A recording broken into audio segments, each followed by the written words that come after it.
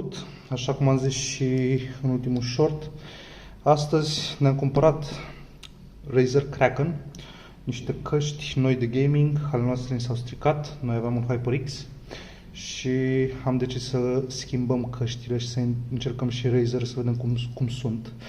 Acestea fiind spuse, hai să intrăm în unboxing, să vedem cum arată în primul rând.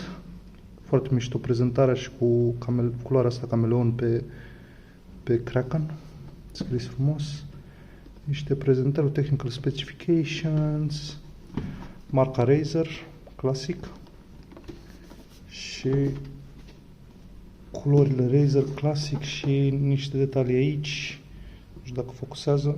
7.1 surround sound, cooling gel infused over ear cushions. Deci avem 7.1 virtual cel mai probabil. Cooling gel infused over ear cushions, deci să mențină urechea rece. Custom 1050 mm drivers.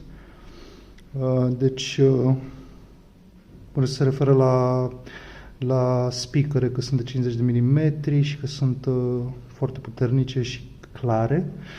Și retractable unidirectional microphone, asta înseamnă practic că se poate trage înapoi microfonul. Și cam asta e. Acum să deschidem cutia. Și aici avem un pic de detalii pe cum arată căștile și cum sunt ele. Să intrăm și în cutie să vedem ce găsim aici. Automat o să găsim niște căști, dar na. Ne folosim cuțitul nostru standard care e și murdar, de lipici și altele, în fine. Și hai să tăiem ușor cutia.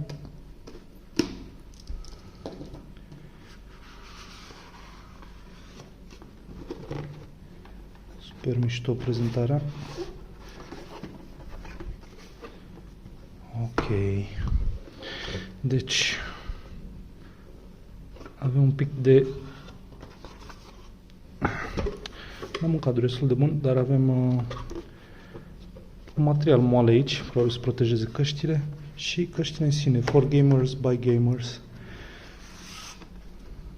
Ok.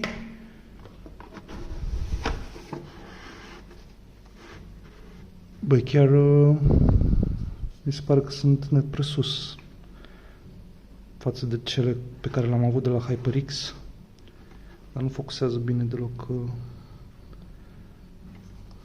asta. Chiar foarte mișto căștile, sincer. Așa, asta e retractabil. Da, și poți să-l muți și cum vrei tu. Bagi înapoi când te-ai terminat cu el. Jack de 3.5. Oh, era să le și scap. Noi nouțe și le scapă. Am tendința asta să scap chestii super rapid. Așa. Ok. Și astea sunt pentru conectat. Deci conectez jack-ul ăsta principal. Îl conectezi aici. Și asta în placă de sunet.